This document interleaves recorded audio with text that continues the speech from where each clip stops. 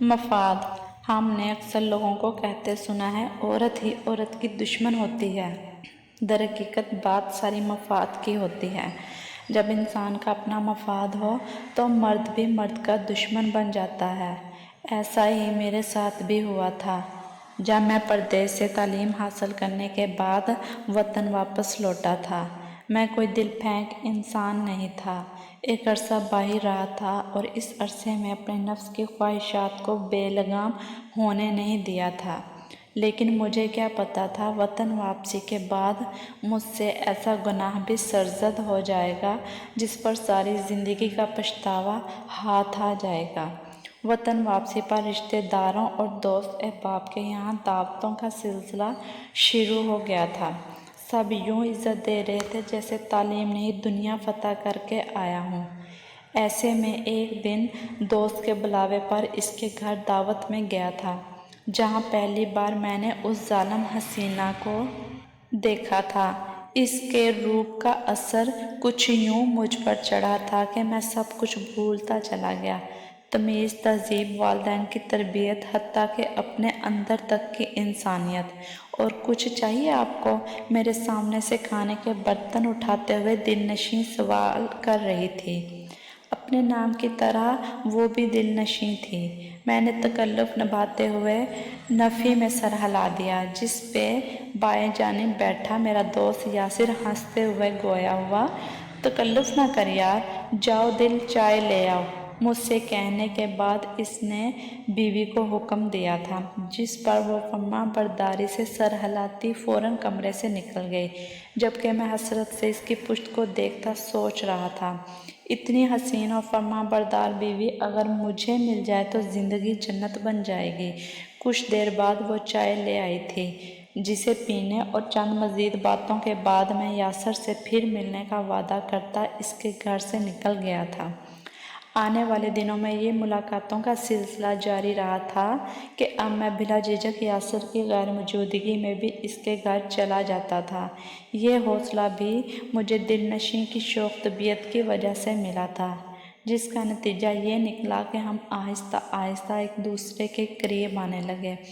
میں ایک زہریلا سانپ بنتا جا رہا تھا جو اپنے ہی دوست کو ڈسنے کی تیاری میں تھا۔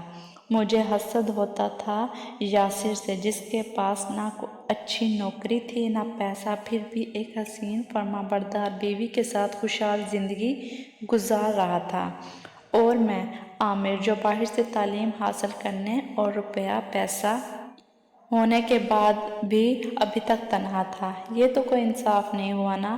یہی سوچ کر میں نے وہ فیصلہ کر لیا جس کے بعد خسارہ ہی خسارہ تھا۔ تم یاسر سے طلاق لے لو گی؟ میرے اس سوال پر دل نشیں نے ایسے مجھے دیکھا جیسے جان سے مارنے کی دھمکی دے دی ہو۔ میں ایسے کیسے طلاق لے سکتی ہوں؟ کیوں، تم مجھ سے محبت نہیں کرتی؟ میں تمہیں یاسر سے بہتر زندگی دے سکتا ہوں۔ میں نے اس کا فیصلہ بدلنے سے پہلے ہی باتوں سے تھنسانا چاہا، جس پر وہ اور پریشان ہو گئی۔ ایسی بات نہیں ہے، میں بس پھر تم یاسر سے طلاق لو، پھر تمہاری عدت کے بعد ہم شادی کر لیں گے۔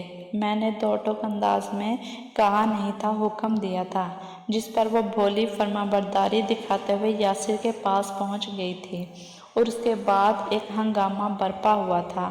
یاسر نے طلاق دینے سے صاف انکار کر دیا تھا، جس پر طیش میں آتے ہوئے میں نے اسی کے گھر میں گھس کر یاسر کو خوب مارا تھا تاکہ وہ دل نشیں کو طلاق دے دے۔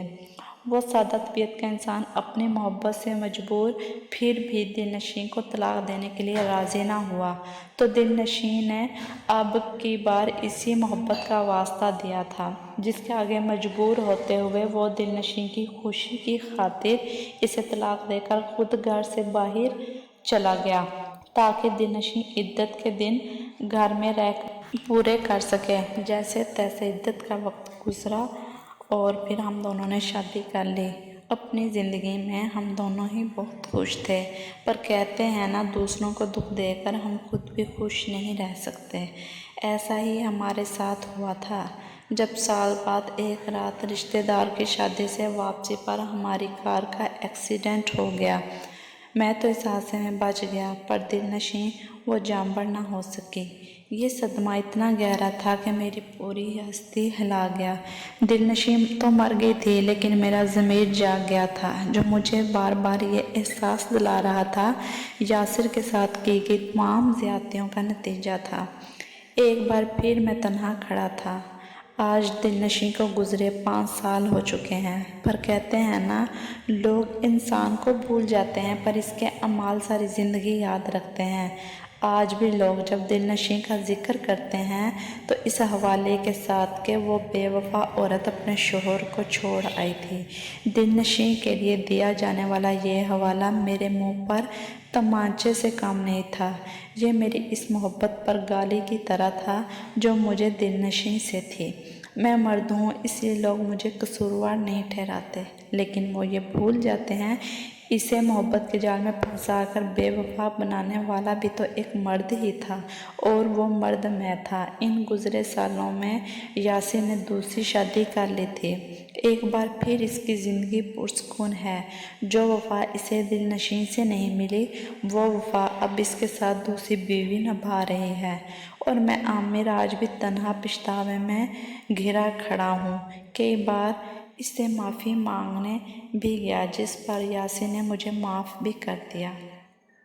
آخر رحم دل انسان جو ٹھہرا، پر میرا ضمیر وہ بے رحمی سے آج بھی مجھے ملامت کرتا ہے۔ اپنے مفاد کی خاطر اس کہانی میں ویلن کا رول نبھانے کے لیے ایک مرد ہو کر دوسرے مرد سے دشمنی نبھانے کے لیے ایک عورت کو بے وفا بنانے کے لیے اپنے دوست کا گھر اجاڑنے کے لیے